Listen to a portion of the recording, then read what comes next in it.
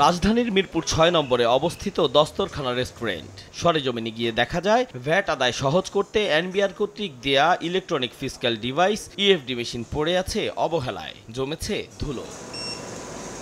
Manager জানালেন নিয়মিত ব্যবহার করেন তারা, কিন্তু দেখা যায় ব্যবহার উপযোগী নেই প্রায় ২২,০০০ টাকা দামের মেশিনটি। পাশেই আরেকটি ফাস্টফুডের দোকানে দেখা গেল ভ্যাট সার্টিফিকেটের ফটোকপি সাঁটানো রয়েছে দেয়ালে। জানান মেশিন পেয়েছেন ঠিকই, কিন্তু ব্যবহার বিধি জানেন না। এই নিম্নমানের মেশিন এবং জোর করে চাপিয়ে দেয়া অপ্রচলিত সিস্টেমের বিষয়ে অভিযোগ রয়েছে প্রচুর। আমাদের পেরেশানি বেড়ে গেছে মেশিনটা দেওয়ার পরে, কারণ এটা মেশিনটা মেনটেন্স করতে আপনার এটার পিছনে 2 জন লোক নিয়োগ করতে হয়, তাদের খাবার আছে, বেতন আছে, তাদের পিছনে পরে আমার 50,000 টাকা ব্যয় হয় মাসে। এরপরে আপনার নানান ধরনের হয়রানি, একটা বিল কাটতে 5 মিনিট 3 মিনিট 2 মিনিট সময় লেগে যায়, তো এতে করে আমাদের প্রবলেম হয়।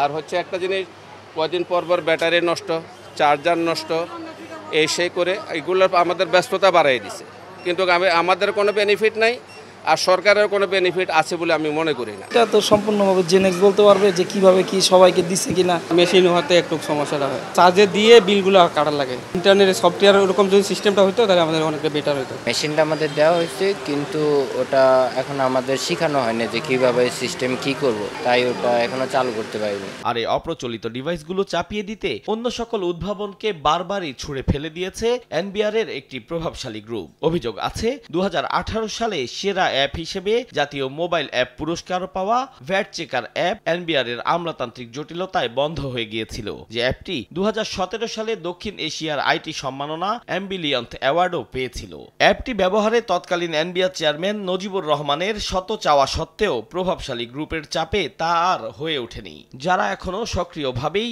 একটি ভেন্ডরদেরই নানা ডিভাইস ব্যবহার করছে বারবার। এনবিআর এর যদি একটা সেন্ট্রাল সিস্টেম থাকতো, সেই সেন্ট্রাল সিস্টেমের আন্ডারে ছোট ছোট যত ধরনের কম্পোনেন্টই হোক, আমি ইএফডিএমএস করলাম কোনো ক্ষেত্রে, যে একটা ইন্ডিপেন্ডেন্ট সফটওয়্যার যে চালাতে পারবে না সে যেন ইএফডি বা মেশিন ব্যবহার করতে পারে, কিন্তু যার সফটওয়্যার আছে সে যেন সফটওয়্যারটাকে আমার এখানে ইন্টিগ্রেট করতে পারে। যেমন হোটেল বা রেস্টুরেন্ট অথবা আপনার বিনোদন কেন্দ্র, সেগুলোর ক্ষেত্রে যে সেবাগুলো হয় তারা যদি একই ধরনের সফটওয়্যার ইউজ করতে পারে, অবশ্যই কাস্টমাইজ করে নেবে তাদের মতো করে, সেক্ষেত্রে যদি ইন্টিগ্রেট করা যায় তাহলে আমাদের এই যে ইএফডিএমএসের ইএফটির পিছনে এখনও যে পরিমাণ খরচ হচ্ছে সেটা কমে আসবে। বলেন ইএফডি এসডিসি যথার্থ সমাধান নয়, সফটওয়্যারের মাধ্যমে ভ্যাট আদায় সহজ হলে সেটি করা উচিত। সফটওয়্যারের জন্য পে করতে হচ্ছে না আমাকে, মেশিনের জন্য আমাকে পে করতে হচ্ছে। মেশিনের মেনটেন্যান্সের ব্যাপার আছে, মেশিন নষ্ট হওয়ার ইস্যুগুলো আছে, মেশিন ব্যবহার করবে কি করবে না তার ইস্যুগুলো আছে।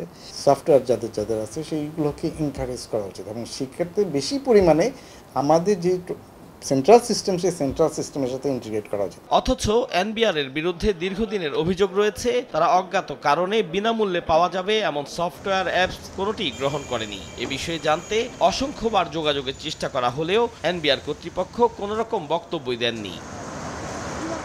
ভ্যাট আদায়ে ডিভাইস নির্ভরতা বাদ দিয়ে সহজ পন্থা খুঁজে ব্যবসায়ীদের স্বস্তি দিতে এনবিআর এর প্রতি আহ্বান জানিয়েছেন ব্যবসায়ীরা। আতাউর কাউসার, সময় সংবাদ, ঢাকা।